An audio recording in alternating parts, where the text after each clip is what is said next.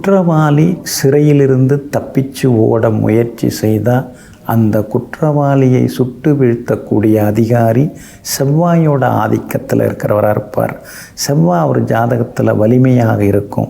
ஒன்றா அவர் செவ்வாயோட நட்சத்திரத்தில் பிறந்திருப்பார், அல்லது செவ்வாயோட ராசியில் பிறந்திருப்பார், அல்லது செவ்வாய் வலுவாக இருக்கிற நேரத்தில் அவர் பிறந்திருப்பார்.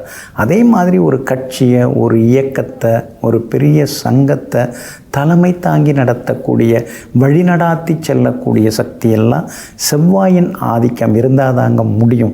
அப்போ தான் தன் கூட இருக்கிறவங்களையும் அரவணைச்சி பெருந்தன்மையாக நடத்த முடியும். எதிர்த்து பேசுகிறவங்களுக்கு பதிலடி கொடுத்து அவங்களையும் தன் பக்கம் இழுக்கக்கூடிய சக்தியும் கிடைக்கும். இதுக்கெல்லாம் காரணம் செவ்வாய் தாங்க. ரியல் எஸ்டேட்டில் கோடி கோடியாக சம்பாதிக்கிறவங்களாம் இருக்காங்க.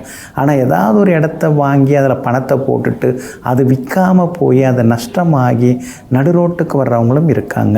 ரியல் எஸ்டேட் தொழில் எல்லாருக்கும் நல்ல லாபத்தை தூக்கி கொடுத்துடாதீங்க.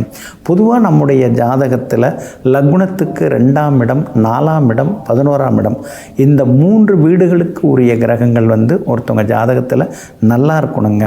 இந்த 3 வீடுகளுக்குரிய கிரகங்கள் கெடாமல், மறையாமல், அதே மாதிரி கிரக அஸ்தங்கம் ஆகாமல், வக்கரம் ஆகாமல், அது மாதிரி நல்லா இருந்தால் ரியல் எஸ்டேட்டில் நிச்சயமாக கோடி கோடியாக சம்பாதிக்க முடியுங்க.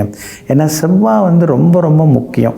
இந்த 3 வீடுகள் மட்டும் இல்லாமல் செவ்வாய் நல்லா இருக்கணும், குரு பகவான் நல்லா இருக்கணும். அப்படி இந்த 2, 4, 11 இந்த வீடுகளுக்கு செவ்வாய் சம்பந்தப்பட்டாலோ, குரு பகவான் சம்பந்தப்பட்டாலோ, அந்த கிரகங்களுடன் இந்த கிரகங்கள் சம்மந்தப்பட்டால் அவங்க ரியல் எஸ்டேட்டில் கிங் மாதிரி இருப்பாங்க.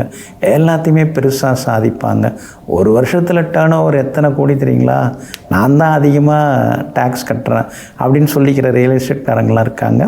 அவங்களுக்கு எல்லாமே 2ஆம் இடம், 4ஆம் இடம், 11ஆம் இடம், இந்த 3 வீடுகள் வலிமையாக இருக்கும்.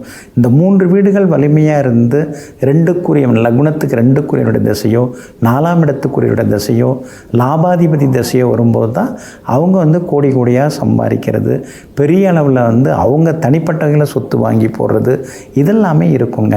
அப்போ செவ்வாயோட ஆதரவு இல்லாமல் எதுவுமே முடியாதுங்க.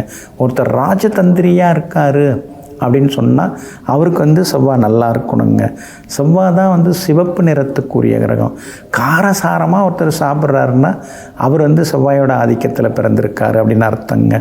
பவழம் செவ்வாயோட ரத்தினம். செவ்வாய் பலவீனமாக இருக்கிறவங்க பவழம் அணியலாம், செவ்வாய் நல்லா இருக்கிறவங்களும் அணியலாம். செவ்வாய் நல்லா இருக்கிறவங்க சிவப்பு பவழம் அணியலாம்.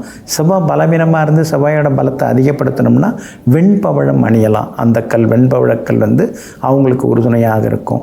அதே மாதிரி பெரிய பெரிய அந்த மின்சார உற்பத்தி கூடங்கள், நெருப்பு அனல் மின் நிலையங்கள், இதெல்லாம் எடுத்து நடத்துகிறவங்க யாராக இருப்பாங்கன்னா அவங்கெல்லாம் செவ்வாயோட ஆதிக்கத்தில் உள்ளவங்களாக தாங்க இருப்பாங்க.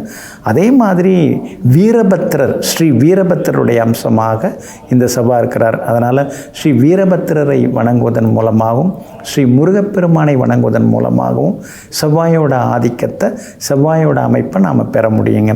செவ்வாயோட சிம்பல், அடையாளம் அப்படின்னு பார்த்தா முக்கோணம். அதுதான் செவ்வாயோட அடையாளமாக இருக்குதுங்க. அதே மாதிரி இந்த தன்மானம் அதெல்லாம் செவ்வாய் ஆதிக்கம் உள்ளவங்களுக்கு நிறையா இருக்குங்க. பொதுவாக இப்போ ரியல் எஸ்டேட் பண்ணுறீங்க, அதில் லாபம் வரணும்னாலோ, அல்லது செவ்வாய் தோஷம் அதிகமாக இருந்து அது சரியாகி எல்லாம் நல்ல விதத்தில் நடக்கணும், செவ்வாயோட ஆதரவு நமக்கு வேணும்னா தினந்தோறும் ஸ்ரீ கந்த சஷ்டி கவசம் படிக்கலாம், கந்தர் கலிவெண்பா படிக்கலாம், கந்த புராணம் படிக்கலாம், அதே மாதிரி வேல்மாறல் படிக்கலாம், ஸ்ரீ முருகப்பெருமானை தினந்தோறும் வணங்கலாம், ஸ்ரீ பாம்பன் சுவாமிகளையும் வணங்கலாம், திருப்புகழில் சில பாடல்கள் கேட்கலாம், படிக்கலாம். அது மாதிரி செய்வதன் மூலமாக செவ்வாயின் ஆதிக்கம் அதிகரித்து எல்லாத்துலேயும் நம்ம ஜெயிக்க முடியும். அதே மாதிரி ரியல் எஸ்டேட்லேயும் கோடி கோடியாக சம்பாதிக்க முடியுங்க. நெஞ்சிற்கினியவர்களே, மங்களவாரமாகிய இன்றைய நாள் உங்களுக்கு மகிழ்ச்சியையும் மன நிறைவையும் அள்ளித்தரும் அற்புதமான நாளாக அமையட்டும். மீண்டும் நாளை காலை சந்திப்போம். நன்றியுடன் உங்கள் ஜோதிட முனைவர் KP வித்யாதரன். வணக்கம்.